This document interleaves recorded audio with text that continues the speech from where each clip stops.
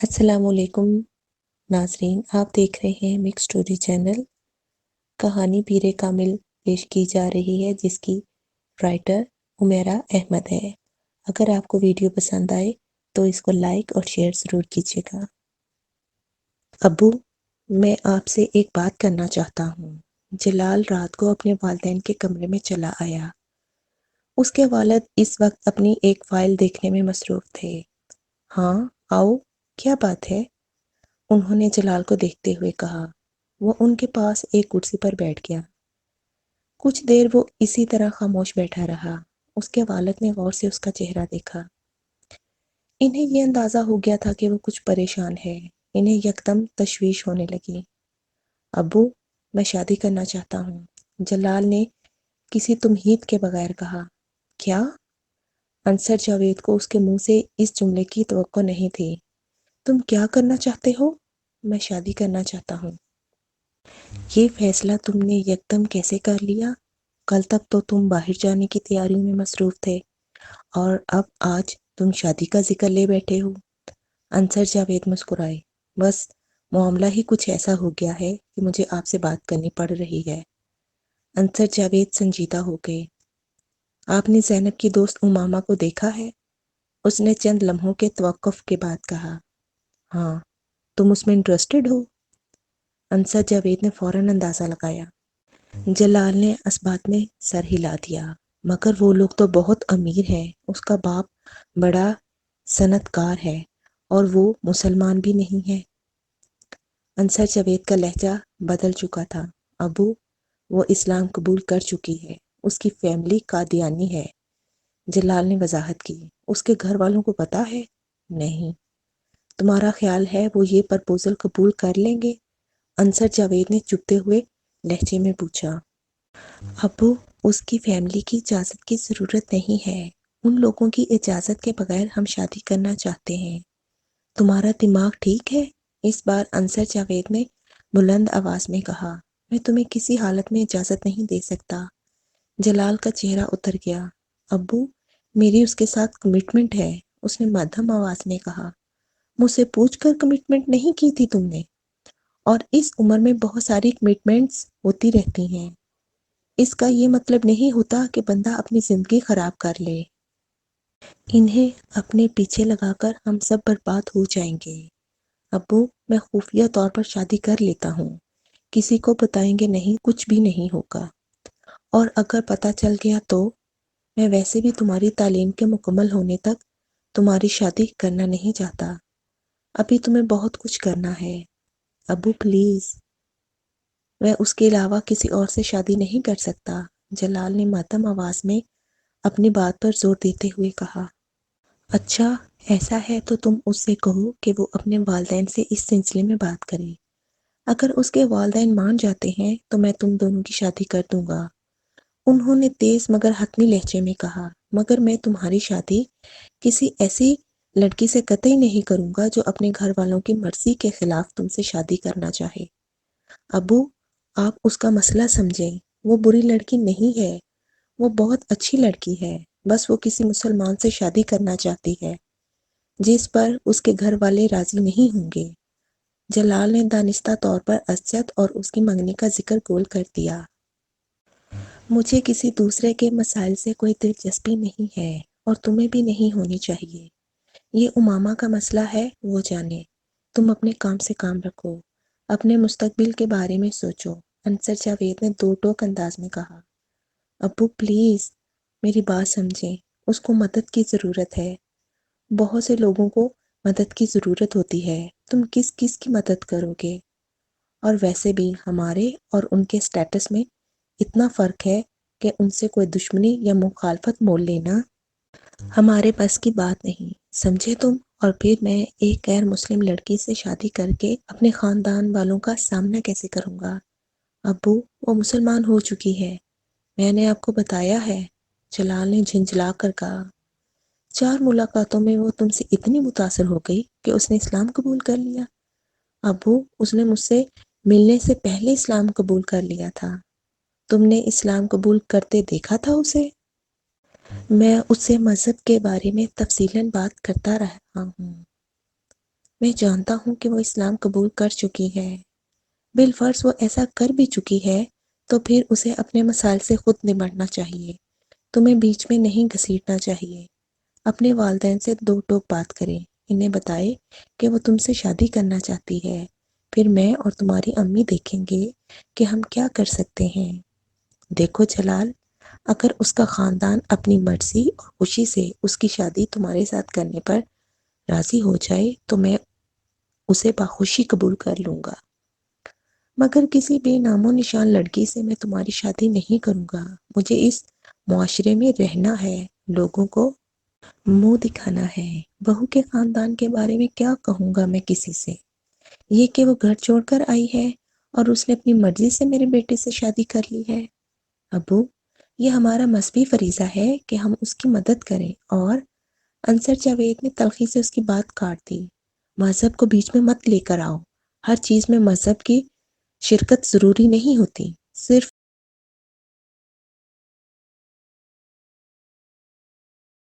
ابو، اس نے مجھ سے مدد مانگی ہے، میں اس لیے کہہ رہا ہوں۔ بیٹا، یہاں بات مدد کی یا مذہب کی نہیں ہے، یہاں صرف زمینی حقائق کو دیکھنے کی ضرورت ہے۔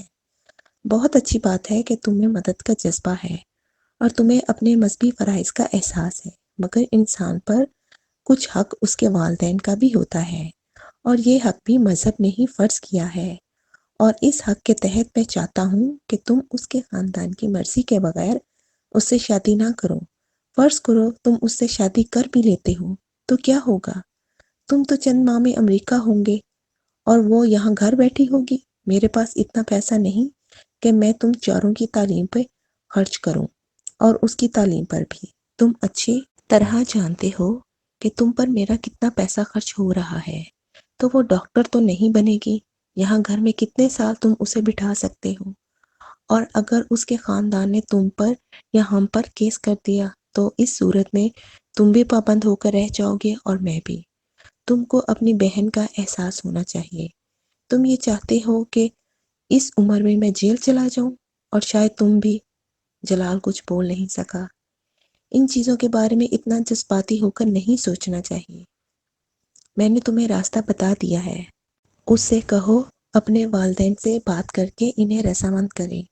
ہو سکتا ہے وہ رضامند ہو جائیں، پھر مجھے کیا اعتراض ہوگا تم دونوں کی شادی پر، لیکن اگر وہ یہ نہیں کرتی تو پھر اس سے کہو کہ وہ کسی اور سے شادی کر لے، اور تم ٹھنڈے دل سے سوچو، تمہیں خود پتہ چل جائے گا کہ تمہارا فیصلہ کتنا نقصان دہ ہے۔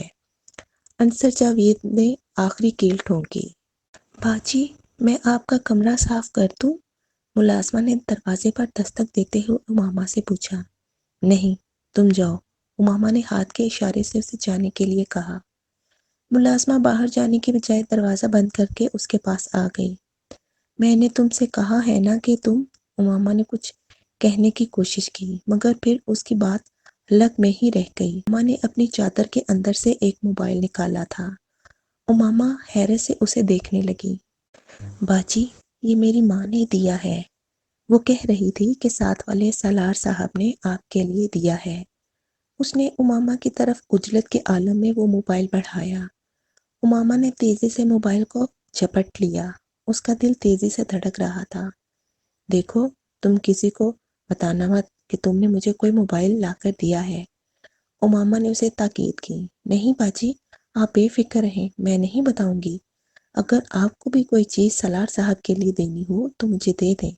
نہیں، مجھے کچھ نہیں دینا، تم جاؤ، اس نے اپنے حواس پر قابو پاتے ہوئے کہا۔ ملازمہ کے کمرے سے نکلتے ہی اس نے کمرے کو لاک کر لیا۔ کانپتے ہاتھوں اور دل کی بے قابو ہوتی ہوئی دھڑکنوں کے ساتھ اس نے دراز سے موبائل اور اس پر جلال کا نمبر ڈائل کرنا شروع کیا۔ وہ اسے تفصیل سے ساری بات بتانا چاہتی تھی۔ فون جلال کی امی نے اٹھایا۔ بیٹا، جلال تو باہر گیا ہوا ہے، وہ تو رات کو ہی آئے گا، تم زینب سے بات کر لو، اسے بلا دوں؟ جلال کی امی نے کہا۔ نہیں آنٹی، مجھے کچھ جلدی ہے، میں زینب سے پھر بات کر لوں گی، بس میں نے ان سے چند کتابوں کا کہنا تھا، مجھے انہی کے بارے میں پوچھنا تھا، میں دوبارہ فون کر لوں گی، امامہ نے فون بند کرتے ہوئے کہا۔ امامہ نے اس دن دوپہر کو بھی کھانا نہیں کھایا۔ وہ صرف رات ہونے کا انتظار کر رہی تھی تاکہ جلال گھر آ جائے اور وہ اس سے دوبارہ بات کر سکے۔ شام کے وقت ملازمہ نے اسے اسجد کے فون کی اطلاع دی۔ وہ جس وقت نیچے آئی اس وقت لاؤنج میں صرف وسیم بیٹھا ہوا تھا۔ وہ اسے مکمل طور پر نظر انداز کرتے ہوئے فون کی طرف چلی گئی۔ فون کا ریسیور اٹھاتے ہی دوسری طرف اسجد کی آواز سنائی دی تھی۔ بے اختیار امامہ کا خون کھولنے لگا، یہ جاننے کے باوجود کہ اس شادی کو طے کرنے میں اسجد سے زیادہ خود ہاشم مبین کا ہاتھ تھا۔ امامہ کو اس پہ غصہ آ رہا تھا۔ وہ اس کا حال دریافت کر رہا تھا۔ اسجد، تم نے اس طرح میرے ساتھ دھوکہ کیوں کیا ہے؟ کیسا دھوکہ امامہ؟ شادی کی تاریخ طے کرنا۔ تم نے اس سلسلے میں مجھ سے بات کیوں نہیں کی؟ وہ کھولتے ہوئے بولی، کیا انکل نے تم سے بات نہیں کی؟ انہوں نے مجھ سے پوچھا تھا اور میں نے ان سے کہا تھا کہ میں ابھی شادی کرنا نہیں چاہتی۔ بہرحال اب تو کچھ نہیں ہو سکتا، اور پھر کیا فرق پڑتا ہے کہ شادی اب ہو یا کچھ سالوں کے بعد؟ اسجد نے قدرے لاپرواہی سے کہا۔ اسجد، تمہیں فرق پڑتا ہو یا نہیں، مجھے پڑتا ہے۔ میں اپنی تعلیم مکمل کرنے تک شادی نہیں کرنا چاہتی، اور یہ بات تم اچھی طرح جانتے تھے۔ ہاں میں جانتا ہوں، مگر اس سارے معاملے میں تو کہیں بھی انوالو نہیں ہوں۔ تمہیں بتا رہا ہوں، شادی انکل کے اصرار پر ہی ہو رہی ہے۔ تم اسے رکوا دو۔ تم کیسی باتیں کر رہی ہو ماما؟ میں اسے کیسے رکوا دوں؟ اسجد نے کچھ حیرانی سے کہا۔ اسجد پلیز، ماما میں ایسا نہیں کر سکتا۔ تم میری پوزیشن سمجھو، اب تو ویسے بھی کارڈ چھپ چکے ہیں، دونوں گھروں میں تیاریاں ہو رہی ہیں، اور امامہ نے اس کی بات سنے بغیر ریسیور چٹک دیا۔ وسیم نے اس پوری گفتگو میں کوئی مداخلت نہیں کی تھی۔ وہ خاموشی سے اسجد کے ساتھ ہونے والی اس کی گفتگو سنتا رہا تھا۔ جب امامہ نے فون بند کر دیا تو وسیم نے اس سے کہا، تم خوامخواہ ایک فضول بات پر اتنا ہنگامہ کھڑا کر رہی ہو۔ کل بھی تو تم نے شادی اسجد کے ساتھ ہی کرنی ہے، پھر اس طرح کر کے تم خود اپنے لیے مسائل پیدا کر رہی ہو۔ بابا تم سے بہت ناراض ہیں، میں نے تم سے تمہاری رائے نہیں مانگی۔ تم اپنے کام سے کام رکھو، جو کچھ تم میرے ساتھ کر چکے ہو وہ کافی ہے۔ امامہ اس پر گررائی اور پھر واپس کمرے میں آ گئی۔ وہ رات کو بھی اپنے کمرے سے نہیں نکلی تھی، مگر ملازم کے کھانا لانے پر اس نے کھانا کھا لیا تھا۔ رات کو 11 بجے کے قریب اس نے جلال کو فون کیا۔ فون جلال نے ہی اٹھایا تھا، شاید وہ امامہ کے فون کی توقع کر رہا تھا۔ مختصر سی تمہید کے بعد وہ اصل موضوع کی طرف آ گیا۔ امامہ، میں نے ابو سے کچھ دیر پہلے بات کی ہے، اس نے امامہ سے کہا۔ پھر؟ وہ اس کے استفسار پر چند لمحے خاموش رہا، پھر اس نے کہا، ابو اس شادی پر رضامند نہیں ہے۔ امامہ کا دل ڈوب گیا۔ مگر آپ تو کہہ رہے تھے انہیں اس شادی پہ کوئی اعتراض نہیں ہوگا۔ ہاں میرا یہی خیال تھا، مگر انہیں بہت ساری باتوں پر اعتراض ہے۔ وہ سمجھتے ہیں تمہارے اور ہمارے خاندان کے اسٹیٹس میں بہت فرق ہے، اور وہ تمہارے خاندان کے بارے میں بھی جانتے ہیں، اور انہیں سب سے بڑا اعتراض اس بات پہ ہے کہ تم اپنے گھر والوں کی مرضی کے بغیر مجھ سے شادی کرنا چاہتی ہو۔ انہیں یہ خوف ہے کہ اس صورت میں تمہارے گھر والے میرے گھر والوں کو تنگ کریں گے۔ وہ ساکت بیٹھی موبائل کان سے لگائی اس کی آواز سنتی رہی۔ آپ نے انہیں رضامند کرنے کی کوشش نہیں کی؟ ایک لمبی خاموشی کے بعد اس نے کہا، میں نے بہت کوشش کی۔ انہوں نے مجھ سے کہا ہے کہ اگر تمہارے گھر والے اس شادی پر تیار ہو جاتے ہیں تو پھر وہ بھی راضی ہو جائیں گے، اس بات کی پرواہ کیے بغیر کہ تمہارا خاندان کیا ہے، لیکن تمہارے گھر والوں کی مرضی کے بغیر وہ میری اور تمہاری شادی کو تسلیم نہیں کریں گے، جلال نے اس سے کہا۔ اور آپ کیا کہتے ہیں ماما؟ میری کچھ سمجھ میں نہیں آ رہا، جلال نے کچھ بے بسی کے عالم میں کہا۔ جلال، میرے پیرنٹس کبھی آپ سے میری شادی پر تیار نہیں ہوں گے، بصورت دیگر ہماری پوری کمیونٹی ان کا بائیکاٹ کر دے گی، اور وہ یہ بھی کبھی برداشت نہیں کر سکتے۔ اور پھر آپ اسجد سے میری منگنی کو کیوں بھول رہے ہیں ماما؟ تم پھر بھی اپنے والدین سے بات تو کرو، ہو سکتا ہے کوئی راستہ نکل آئے۔ میں کل بابا سے تھپڑ کھا چکی ہوں، صرف یہ بتا کر کہ میں کسی دوسرے میں انٹرسٹڈ ہوں۔ اماما کی آواز بھرانے لگی۔ اگر انہیں یہ پتہ چل گیا کہ میں جسے پسند کرتی ہوں وہ ان کے مذہب کا نہیں ہے تو وہ مجھے مار ڈالیں گے۔ پلیز آپ انکل سے بات کریں، آپ انہیں میرا پرابلم بتائیں، اس نے ملتجیانہ لہجے میں کہا۔ میں ابو سے کل دوبارہ بات کروں گا اور امی سے بھی، پھر میں تمہیں بتاؤں گا کہ وہ کیا کہتے ہیں۔ جلال پریشان تھا۔ اماما نے جس وقت اسے بات کرنے کے بعد فون بند کیا وہ بے حد دل گرفتہ تھی۔ اس کے وہم و گمان میں بھی یہ نہیں تھا کہ جلال کے والدین کو اس شادی پر اعتراض ہوگا۔ موبائل ہاتھ میں لیے وہ بہت دیر تک خالی الذہن کے عالم میں بیٹھی رہی۔ تمہارے ابو مجھ سے پہلے ہی اس سلسلے میں بات کر چکے ہیں اور جو وہ کہہ رہے ہیں وہ بالکل ٹھیک ہے۔ تم کو اس طرح کے خطروں میں کودنے کی کوئی ضرورت نہیں ہے، جلال کی امی نے قطعی لہجے میں اس سے کہا۔ وہ اماما کے کہنے پر ان سے بات کر رہا تھا۔ مگر امی، اس میں خطرے والی کیا بات ہے؟ کچھ بھی نہیں ہوگا، آپ خوامخواہ خوفزدہ ہو رہی ہیں، جلال نے کچھ احتجاجی انداز میں کہا۔ تم حماقت کی حد تک بے وقوف ہو۔ اس کی امی نے اس کی بات پر اسے جھڑکا۔ اماما کے خاندان اور اس کے والد کو تمہارے ابو بہت اچھی طرح جانتے ہیں۔ تم کیا سمجھتے ہو کہ تمہارے ساتھ شادی ہونے کی صورت میں وہ تمہارا پیچھا چھوڑ دیں گے یا ہمیں کچھ نہیں کہیں گے؟ امی، ہم اس شادی کو خفیہ رکھیں گے، کسی کو بھی نہیں بتائیں گے۔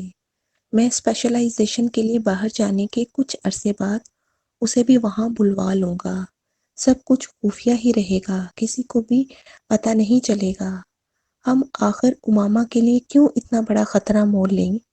اور تمہیں ویسے بھی یہ پتہ ہونا چاہیے کہ ہمارے ہاں اپنی فیملی میں ہی شادی ہوتی ہے، ہمیں اماما یا کسی اور کی ضرورت نہیں ہے۔ امی نے موضوع بدلتے ہوئے کہا۔ مجھے اگر یہ اندازہ ہوتا کہ تم اس طرح اس لڑکی میں دلچسپی لینا شروع کر دو گے تو میں اس سے پہلے ہی تمہاری کہیں نسبت طے کر دیتی۔ اس کی امی نے قدرے ناراضگی سے کہا۔ امی، میں اماما کو پسند کرتا ہوں، اس سے کوئی فرق نہیں پڑتا کہ تم اسے پسند کرتے ہو یا نہیں۔ اہم بات یہ ہے کہ اس بارے میں اور تمہارے ابو کیا سوچتے ہیں، اور ہم دونوں کو نہ تو وہ پسند ہے اور نہ ہی اس کا خاندان۔ امی نے دو ٹوک انداز میں کہا۔ امی، وہ بہت اچھی لڑکی ہے، آپ اسے بہت اچھی طرح جانتی ہیں، وہ یہاں آتی رہی ہے اور تب تو آپ اس کی بہت زیادہ تعریف کرتی تھی، جلال نے انہیں یاد دلایا۔ تعریف کرنے کا یہ مطلب تو نہیں ہے کہ میں اسے اپنی بہو بنا لوں، وہ خفگی سے بولی۔ امی، کم از کم آپ تو ابو جیسی باتیں نہ کریں، تھوڑا سا ہمدردی سے سوچیں، اس بار جلال نے لجاجت امیز لہجے میں کہا۔ جلال، تمہیں احساس ہونا چاہیے کہ تمہاری اس ضد اور فیصلے سے ہمارے پورے خاندان پر کس طرح کے اثرات مرتب ہوں گے۔ ہمارا بھی خواب ہے کہ ہم تمہاری شادی کسی اچھے اور اونچے خاندان میں کریں۔ تمہارے ابو اگر تمہیں اس شادی کی اجازت دے بھی دیں تو بھی میں کبھی نہیں دوں گی، نہ ہی میں اماما کو اپنی بہو کے طور پر قبول کروں گی۔ امی، آپ اس کی صورتحال کو سمجھیں، وہ کتنا بڑا قدم اٹھا رہی ہے، اس وقت اسے مدد کی ضرورت ہے۔ اگر وہ اتنا بڑا قدم اٹھا رہی ہے تو پھر اسے کم از کم دوسروں کے لیے کوئی پریشانی کھڑی نہیں کرنی چاہیے۔ میں اسے برا نہیں کہہ رہی، وہ بہت اچھا فیصلہ کر رہی ہے، مگر ہم لوگوں کو اپنی کچھ مجبوریاں ہیں۔ تم کچھ عقل سے کام لو، تمہیں اسپیشلائزیشن کے لیے باہر جانا ہے، اپنا ہاسپٹل بنانا ہے، اس کی امی نے قدرے نرم لہجے میں کہا۔ بیٹا، اچھے خاندان میں شادی ہو تو انسان کو آگے بڑھنے کے لیے بہت سے مواقع ملتے ہیں، اور تمہارے لیے تو پہلے ہی بہت سے خاندانوں کی طرف سے پیغام آ رہے ہیں۔ جب اسپیشلائزیشن کر لو گے تو کتنے اونچے خاندان میں تمہاری شادی ہو سکتی ہے، تمہیں اس کا اندازہ بھی نہیں ہے۔ خود سوچو، صرف اماما سے شادی کر کے تمہیں کیا ملے گا؟ خاندان اس کا بائیکاٹ کر چکا ہوگا، معاشرے میں جو بدنامی ہوگی وہ الگ ہے، اور تم سے شادی ہو بھی جائے تو کل کو تمہارے بچے تمہارے اور امامہ کے بارے میں کیا سوچیں گے؟ یہ کوئی ایک دو دن کی بات نہیں ہے، ساری عمر کی بات ہے۔ امی اسے سنجیدہ لہجے میں سمجھا رہی تھی۔ جلال کسی اعتراض یا احتجاج کے بغیر خاموشی سے ان کی باتیں سن رہا تھا۔ اس کے چہرے سے کچھ اندازہ نہیں ہو رہا تھا کہ وہ قائل ہوا ہے یا نہیں۔ امامہ نے اگلی رات جلال کو پھر فون کیا۔ فون جلال نہیں اٹھایا تھا۔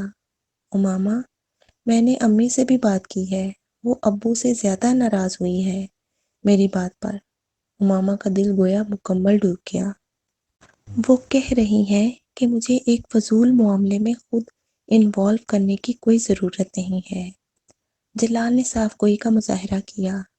میں نے انہیں تمہارے پرابلم کے بارے میں بھی بتایا ہے، مگر ان کا کہنا ہے کہ یہ پرابلم تمہارا ہے، ہمارا نہیں۔ امامہ کو اس کے لفظوں سے شدید تکلیف ہوئی تھی۔ میں نے انہیں بہت سمجھانے کی کوشش کی، مگر وہ رضامند نہیں ہیں اور نہ ہی ہوں گی۔ جلال کی آواز دھیمی ہو گئی تھی۔ مجھے تمہاری مدد کی ضرورت ہے جلال، اس نے ڈوبتے دل کے ساتھ کسی موہوم سی امید پر کہا۔ میں جانتا ہوں امامہ، مگر میں کچھ نہیں کر سکتا۔ میرے والدین اس پرپوزل پر راضی نہیں ہیں۔ کیا تم ان کی مرضی کے بغیر مجھ سے شادی نہیں کر سکتے؟ نہیں، یہ میرے لیے ممکن نہیں ہے۔ مجھے ان سے اتنی محبت ہے کہ میں انہیں ناراض کر کے تم سے شادی نہیں کر سکتا۔ پلیز جلال، وہ گڑگڑائی، تمہارے علاوہ میرے پاس اور کوئی راستہ نہیں ہے۔ میں اپنے والدین کی نافرمانی نہیں کر سکتا، تم مجھے اس کے لیے مجبور نہ کرو۔ میں آپ کو نافرمانی کے لیے نہیں کہہ رہی ہوں، میں تو آپ سے اپنی زندگی کی بھیک مانگ رہی ہوں۔ اس کے اعصاب چٹخ رہے تھے۔ اسے یاد نہیں تھا کہ اس نے زندگی میں کبھی کسی سے اتنے التجائیہ اور منت بھرے انداز میں بات کی ہو۔ آپ مجھ سے صرف نکاح کر لیں، اپنے والدین کو اس کے بارے میں نہ بتائیں۔ بے شک آپ بعد میں ان کی مرضی سے بھی شادی کر لیں، میں اعتراض نہیں کروں گی۔ تم اب بچوں جیسی باتیں کر رہی ہو۔ خود سوچو، اگر ایسے کسی نکاح کے بارے میں ابھی میرے والدین کو پتہ چل جاتا ہے تو وہ کیا کریں گے؟ وہ تو مجھے گھر سے نکال دیں گے، اور پھر تم اور میں کیا کریں گے؟ ہم محنت کر لیں گے، کچھ نہ کچھ کر لیں گے۔ تمہارے اس کچھ نہ کچھ سے میں باہر پڑھنے جا سکوں گا؟ اس بار جلال کا لہجہ جھکتا ہوا تھا۔ وہ بول نہیں سکی۔ نہیں ماما، میرے اتنے خواب اور خواہشات ہیں کہ میں انہیں تمہارے لیے یا کسی کے لیے بھی نہیں چھوڑ سکتا۔ مجھے تم سے محبت ہے، اس میں کوئی شک نہیں، مگر میں اس جذباتیت کا مظاہرہ نہیں کر سکتا جس کا مظاہرہ تم کر رہی ہو۔ تم دوبارہ مجھے فون مت کرنا، کیونکہ میں اب اس سارے معاملے کو یہی ختم کر دینا چاہتا ہوں۔ مجھے تم سے ہمدردی ہے، مگر تم اپنے اس مسئلے کا حل خود نکالو۔ میں تمہاری مدد نہیں کر سکتا۔ خدا حافظ۔ جلال نے فون بند کر دیا۔ رات 10:50 پر اسے اپنے ارد گرد کی پوری دنیا دھوئیں میں تحلیل ہوتی نظر آئی۔ کسی چیز کے مٹھی میں ہونے اور پھر دور دور تک کہیں نہ ہونے کا فرق کوئی امامہ سے بہتر نہیں بتا سکتا تھا۔